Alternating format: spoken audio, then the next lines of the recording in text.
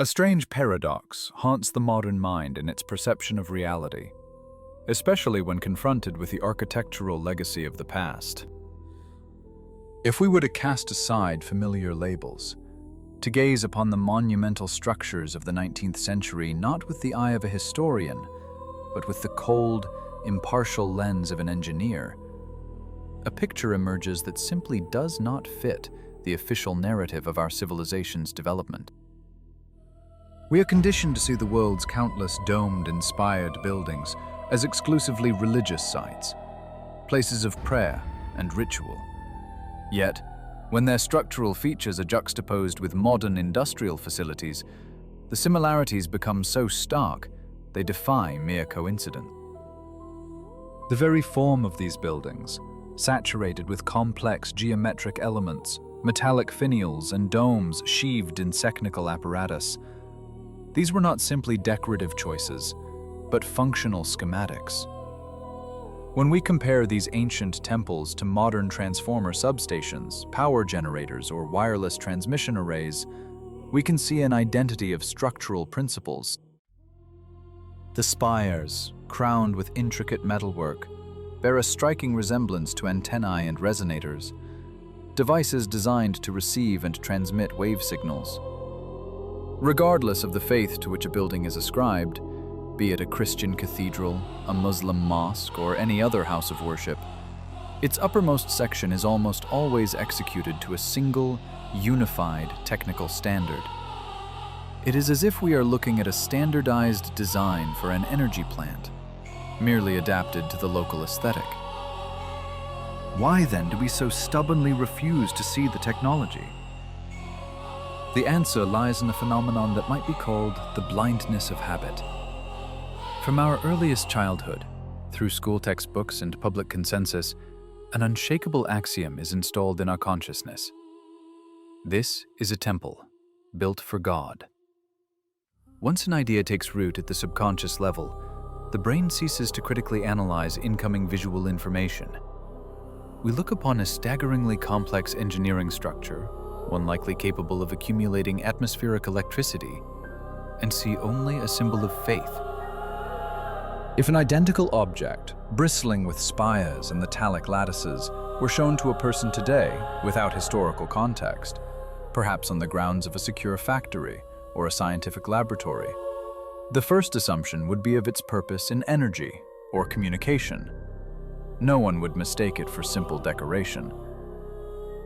But place that same object in the 1800s, and our critical thinking disengages, yielding to learned dogma.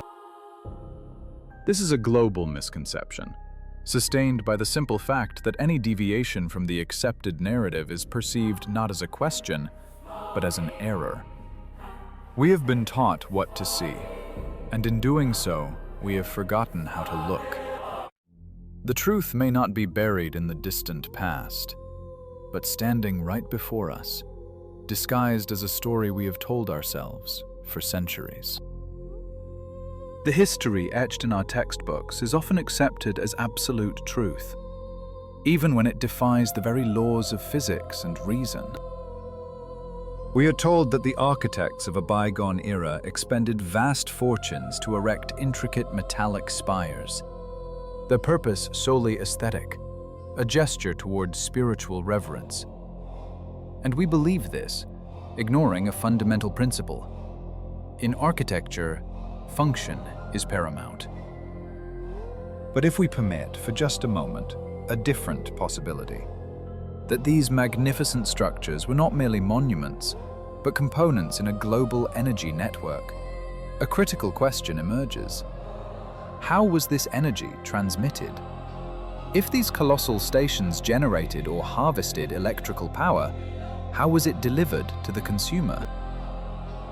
In our modern world, electricity is inseparable from a sprawling nervous system of wires, cables, and poles that ensnare our cities in a tangled web.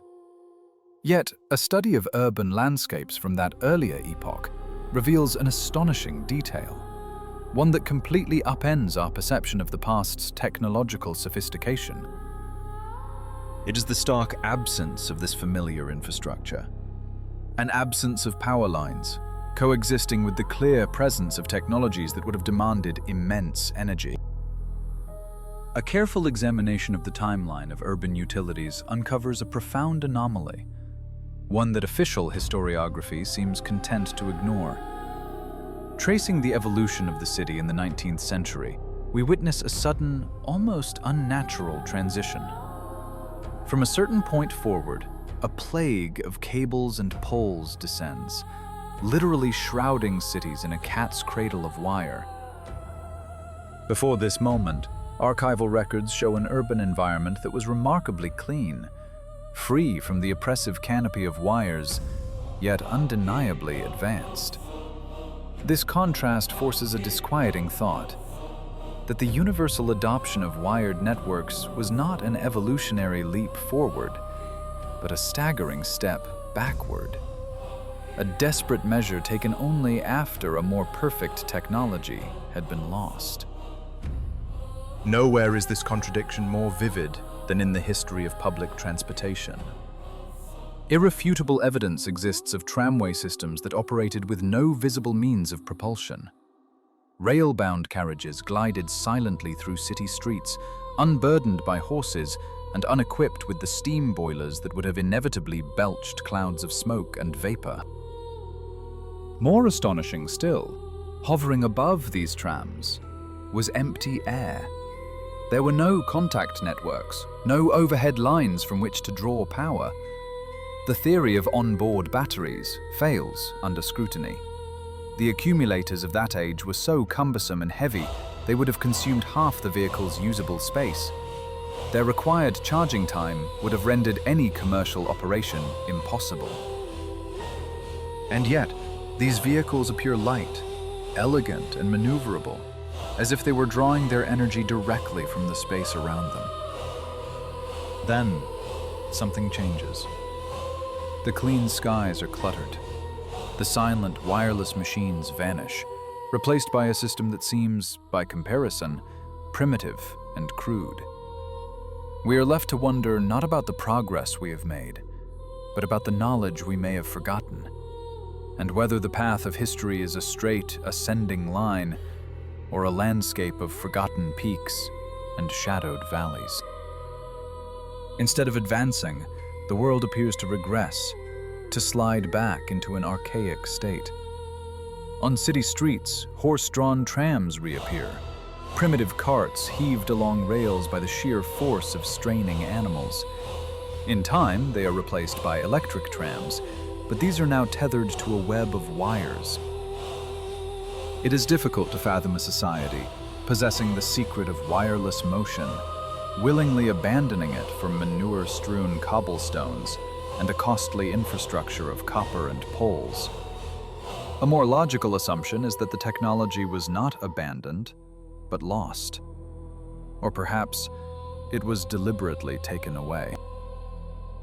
This leads us to the concept of atmospheric electricity, an energy suffused throughout the ether, available without cost at any point on the globe where the appropriate resonators stood.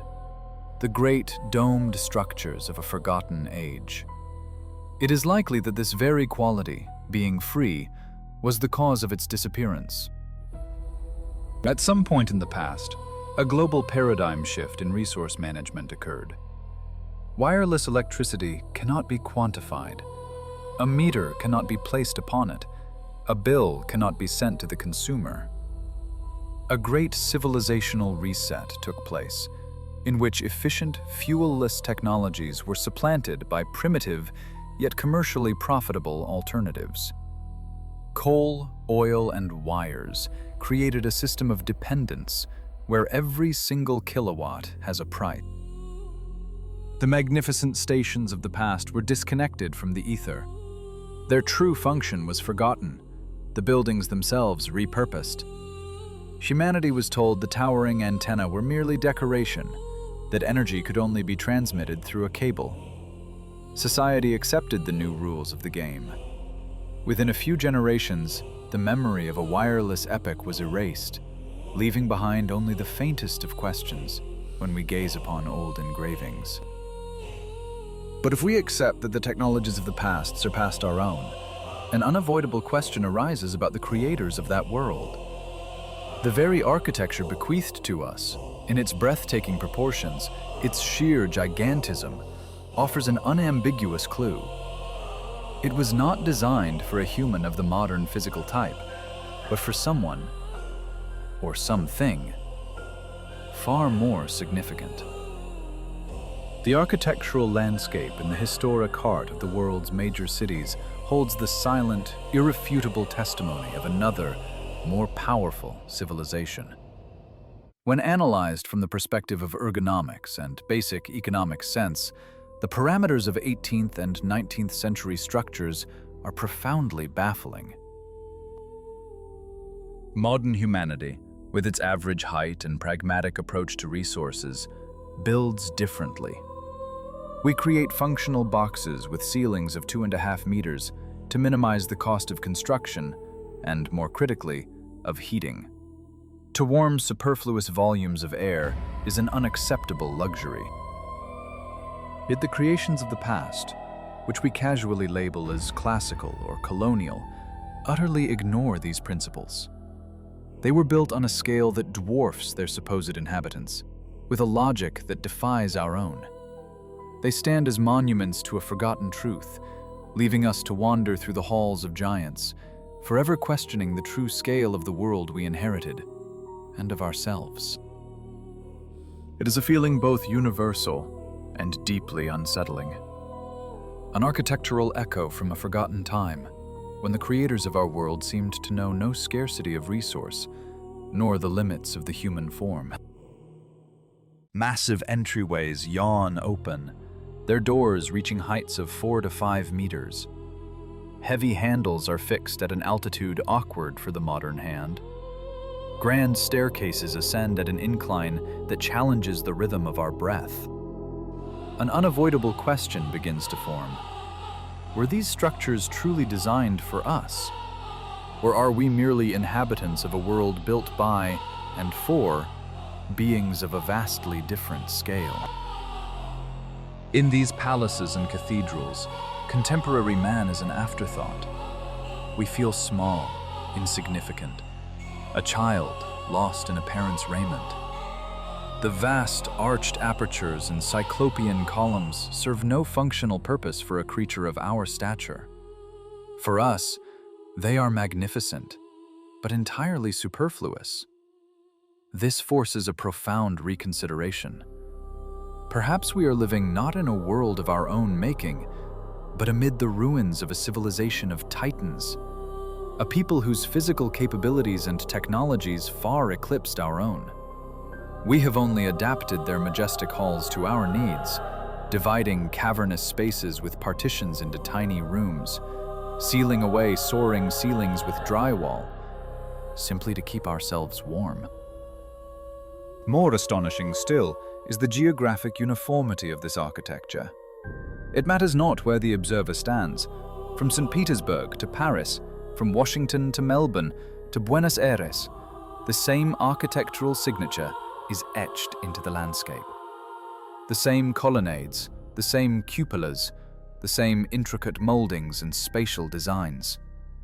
To explain this as mere cultural exchange, in an age of horse-drawn carts and sailing vessels, strains credulity.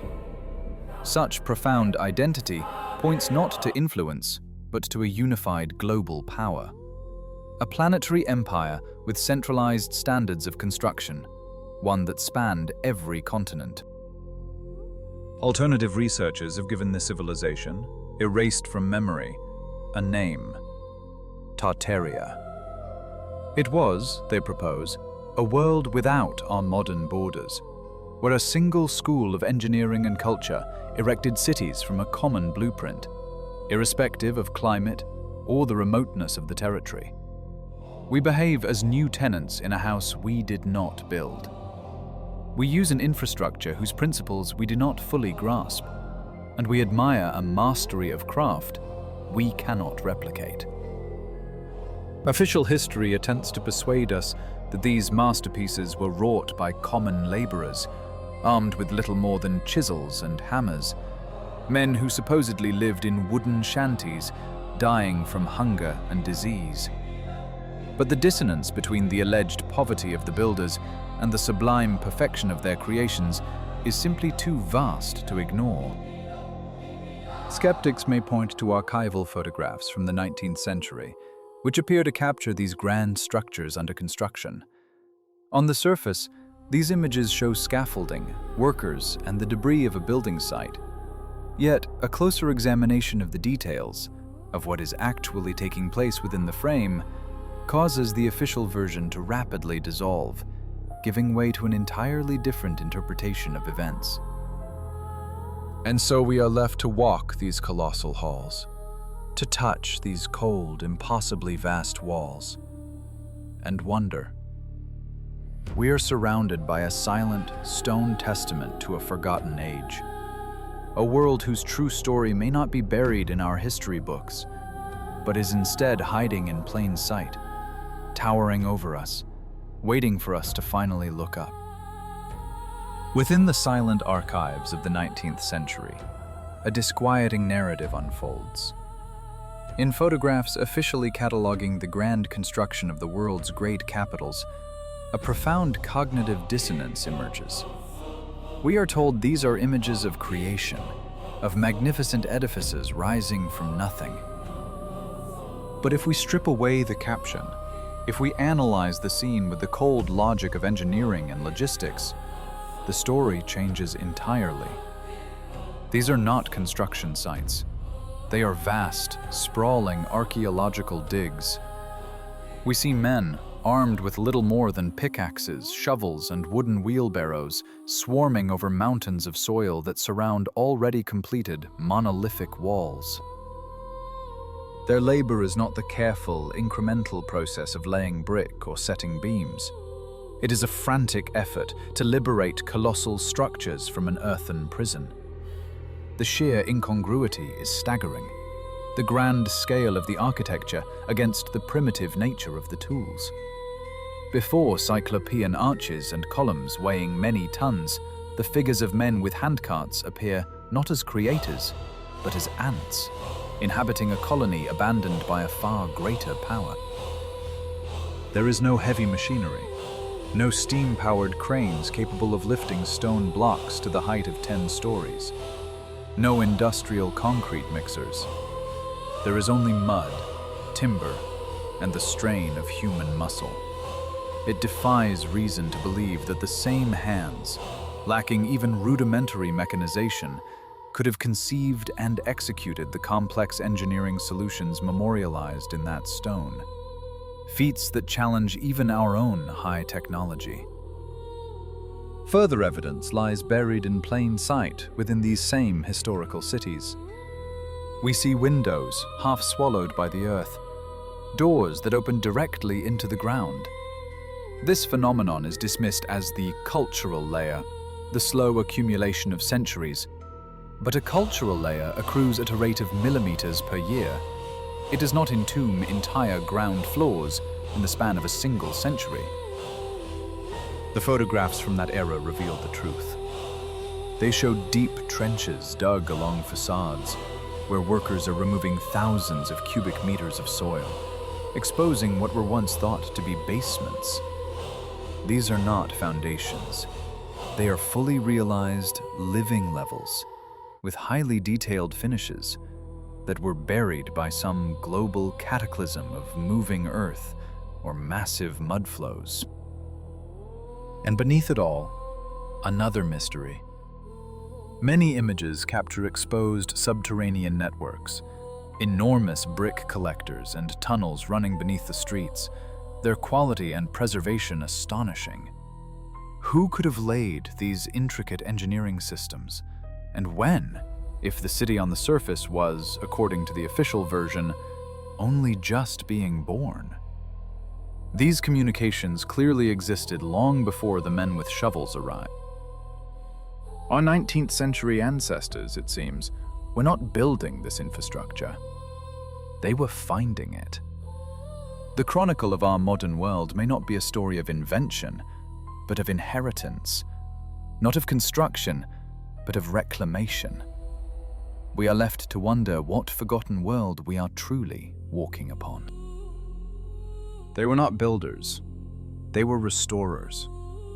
Unwitting inheritors sifting through the debris of a forgotten world, clearing the ruins of a great civilization simply to adapt them for their own lives. The cities were already there, waiting, buried under layers of clay and mud, waiting to be set free. The official narrative of history, unable to explain the nature of the cataclysm that buried this world, chose instead to label the rediscovery as ingenious construction. But to conceal a truth of this magnitude, one must sometimes invent an explanation that defies not only common sense, but the very laws of physics. One such fabrication is so flagrant, it demands closer examination. While some arguments can be countered with appeals to lost technologies or the special mastery of our ancestors, there are historical precedents where the official version shatters against the cold, hard facts of elementary mathematics.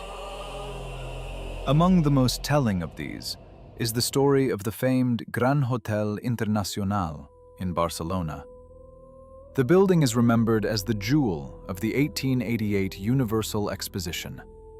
Encyclopedias state its technical specifications and construction timeline with unwavering confidence. And it is precisely here that a deception of staggering scale is hidden in plain sight. According to public records, this colossal complex covered an area of 5,000 square meters. It rose 5 stories and held 600 rooms, designed to accommodate 2,000 guests. It was a true palace, astonishing in its luxury and monumentality. And now, for the incredible. Officially, it is declared that this giant was built in just 53 days, less than 2 months. Consider these figures. This timeline implies that every single day, without weekends or interruptions, workers had to erect and completely finish, to turnkey standards, more than 10 rooms. Not to mention the grand halls, the stairwells, the roof, and the foundation. All of this at the end of the 19th century, an era without tower cranes, without power tools, without ready-mix concrete or modern logistics. Anyone who has ever encountered even a minor renovation understands the absurdity of this claim. Even with today's technology, an army of workers, and an unlimited budget, to construct and commission a project of this scale in 53 days is an impossibility. The simple process of mortar curing, of plaster and paint drying, requires time that cannot be compressed. And yet, thousands of tons of building materials had to be delivered by horse, lifted to the upper floors by hand, and all utilities installed. If we are to believe the historians, the workers of Barcelona possessed supernatural abilities, allowing them to violate the laws of physics and chemistry. Or, what is far more likely, the building was not built in 53 days at all. It was simply put in order. It was restored, cleaned, and painted for the exhibition's opening. It was unearthed, not created. It forces us to wonder what else in our accepted timeline is not a record of construction, but a chronicle of reclamation. It stood there, a monument that seemed to predate official narrative. Surrounding its existence strains credulity. To account for its disappearance, for why such a masterpiece is lost to us, we are presented with a story that borders on the absurd. We are told it was merely a temporary marvel, erected for an exhibition, and that it was dismantled just 12 months after its completion. Consider the staggering investment, the human labor, the resources, the capital required to raise a 5-story stone palace with 600 rooms. All of this only to be reduced to a pile of rubble in a single year. It is an act of economic self-destruction, a folly no rational investor would ever permit. Temporary structures are built of wood and plaster, not of stone and brick, forged in the grand imperial style. Unless the demolition was not an act of fiscal insanity, but a deliberate act of erasure, a calculated destruction of evidence. Could this building have housed technologies of a forgotten past? Relics that contradicted the new, emerging narrative of the world? And so, the official record invents a convenient fiction, a story of impossible construction speeds and temporary status designed to silence inconvenient questions. Such inconsistencies appear everywhere once one begins to examine the accepted facts with a critical eye. They are the threads that, when pulled, reveal that our history may be a tapestry woven with crude stitches, hiding a different picture underneath. But beyond these visible contradictions lie deeper strata of withheld knowledge. Whispers of sealed archives, of documents that do not merely hint at a substituted history, but reveal the frightening specifics of what was done to our world. When we assemble the scattered fragments of this mosaic, from the strange antennas atop ancient cathedrals to the buried lower floors of our oldest cities, to construction timelines that defy logic, an unsettling but coherent conclusion begins to emerge. These are not random errors by scribes, nor are they architectural oddities. They are the systematic footprints of a global falsification, a coordinated effort to conceal a catastrophic reset of civilization, one that occurred in the middle of the 19th century. The world described in our textbooks is an artificial stage, a set built upon the ruins of a far more advanced and harmonious society.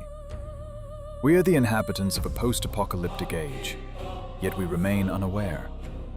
Our collective memory has been deliberately wiped clean, replaced by a curated narrative of wars and revolutions, events that merely masked the true process, the redivision of a broken world by its new masters. This could explain the sudden technological regression, a great forgetting, where knowledge of wireless power and atmospheric electricity vanished, and humanity was forcibly shackled to a new dependence on hydrocarbons.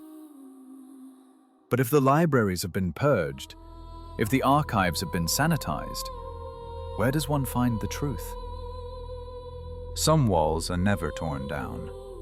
They're simply hidden from view, tucked away behind the impenetrable seal of national security.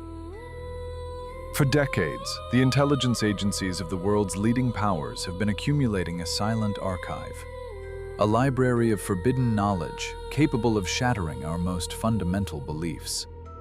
Declassified files, leaked dossiers. Within the vaults of the KGB and other clandestine services lie reports that defy all conventional explanation. Here one finds accounts of archaeological expeditions that unearthed more than just pottery and bone. They found the graves of humanoids of a colossal scale, beings standing 10 feet tall and more. These discoveries, dismissed by mainstream science as elaborate hoaxes or tragic genetic failures, are presented here as the last remnants of a forgotten lineage. They are the builders of the majestic ancient cities, whose colossal doorways and soaring ceilings suddenly seem not just plausible, but necessary. Within these same archives, the persistent mystery of objects that haunt our skies is reframed. Unidentified aerial phenomena cease to be vessels from a distant cosmos. Instead, they are presented in a new, more unsettling light. The surviving technology of our own advanced predecessors. Or perhaps, they are the silent observers, monitoring the current phase of the grand experiment we call modern humanity. A place of particular prominence is given to materials concerning the true structure of our world.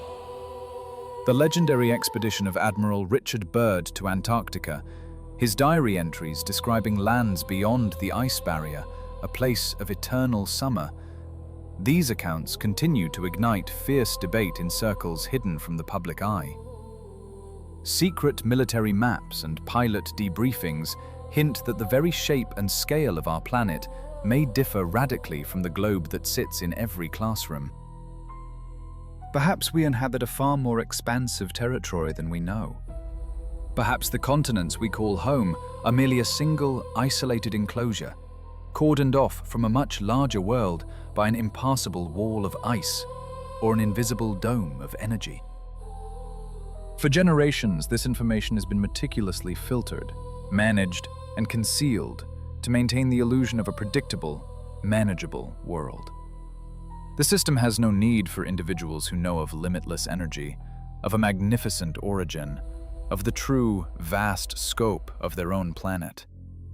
It requires compliant consumers, conditioned to believe in the scarcity of resources and the inevitability of toil. But the dam of deception has begun to crack.